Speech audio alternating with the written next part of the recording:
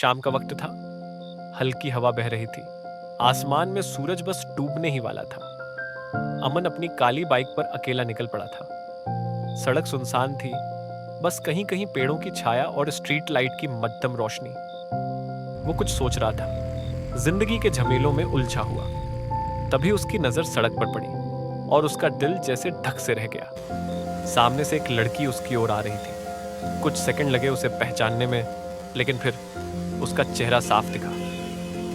रिया, वही रिया जिसकी हंसी और बातें कभी उसके दिन का सबसे अच्छा हिस्सा हुआ करती थी।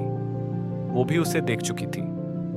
होंठों पर हल्की सी मुस्कान, लेकिन आंखों में वो चमक अब नहीं थी जो पहले अमन को देखते ही आ जाती थी। अमन ने जल्दी से ब्रेक लगाया और बाइक रोकी। अमन थोड़ा हड़बड़ाकर लेकिन मुस्कान के साथ, अरे रिया, तू यहाँ? कितने टाइम बाद मिल रहे हैं हम? हाँ, सच में महीनों हो गए हैं ना। और तू तो आजकल फोन पे भी कम आता है। अमन ने उसके चेहरे की तरफ देखा। पहले वो ऐसे समय में कई बातें कर जाती, पूछ लेती क्या हुआ जरेनिया, लेकिन अब उसकी आवाज में कहीं वो चिंता नहीं थी। अमन हल्का झूठ बोलते हुए, बस थोड़ा बिजी और परेशान था। वो उम्मीद कर रहा था कि रिया उसे देख लेगी, महसूस कर लेगी जैसे पहले करती थी। लेकिन रिया मुस्कुराकर बस बोली, अच्छा सुन, तू उधर जा रहा है ना, तो मुझे ड्रॉप दे देगा? अमन को जैसे एक बहाना मिल गया उसके साथ वक्त बिताने का। हाँ बिल्कुल, बैठ जा। रिया उसके पीछे बैठ गई। बाइक धीरे धीरे चल रही थी। हवा में उसके बाल उड़ रहे थे और अमन के मन में पुराने दिन तैर रहे थे। वो दिन जब स्कूल के बाद घंटों फोन पर बातें होती थी। रिया हर छोटी से छोटी बात शेयर करती थी और अमन भी अपने सारे राज खोल देता था। घर वालों को भी उनकी दोस्ती पर भरोसा था, क्योंकि दोनों के बीच कोई बनावट नहीं थी। पुरानी याद, फोन कॉल। तुझे पता है आज मम्मी ने क्या किया? पढ़ाई का लेक्चर?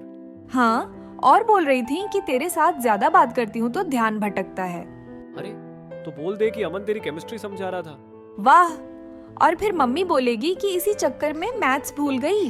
दोनों की हंसी घंटों चलती रहती, लेकिन कॉलेज शुरू होते ही दुनिया बदलने लगी। अमन, जो नए लोगों से इतना खुल नहीं पाता था, रिया पर ही सेंटर्ड रह गया। उधर रिया ने नए दोस्त बना लिए। अब मुलाकात कम हो गई, बातें कम हो गईं। जिन कहानियों में पहले अमन होता था, अब वहां इंस्टा वाले फ्रेंड्स और कॉलेज ग्रुप के लोग थे। एक दिन कैफेटेरिया में, अमन, रिया आजकल तू जब मुझसे मिलती है तो फोन में ही लगी रहती है। रिया फोन देखते हुए, अरे नहीं, बस एक मैसेज था। हाँ, तू बता। तुझे पता है मैं कल बहुत अपसेट था। और रुक कर, तू सुन भी रही है? रिया थोड़ा चिढ़कर, हाँ सुन रही हूँ ना, 1 मिनट मैसेज का रिप्लाई कर लूँ? अमन ने मुस्कुराकर अपना गुस्सा छिपाया। उसने मजाक में उसका फोन खींच लिया। दिखा तो सही, कौन है इतना इम्पोर्टेंट? रिया गुस्से में, अमन प्लीज मेरा फोन दो। अमन के लिए ये पहला मौका था जब उसने रिया की आंखों में ये टोन, ये दूरी देखी। उस दिन के बाद उसने खुद को थोड़ा पीछे खींच लिया। एक दिन कॉल पर, अरे तेरे दोस्त के साथ जो फोटो डाली है, कौन है? रिया खुशी से, ओह वो, पता है उसने मेरा इतना ख्याल रखा है जितना किसी ने नहीं किया। मैं उसे सब शेयर करती हूँ और मैं उस पे पूरा हक जताती हूँ जैसे उसकी वाइफ हूँ। He is my best friend. ये सुनकर अमन का दिल अंदर तक चीर गया। उसे समझ आ गया कि उसकी जगह अब कोई और ले चुका है। आज जब बाइक पर रिया बैठी थी, अमन कुछ बोल नहीं पा रहा था। रिया अपनी जगह चुप थी और अमन चुपचाप ड्राइव करता रहा। मंजिल भी पहुंचते ही रिया ने कहा, थैंक यू, चल बाय। अमन हल्की आवाज में, बाय।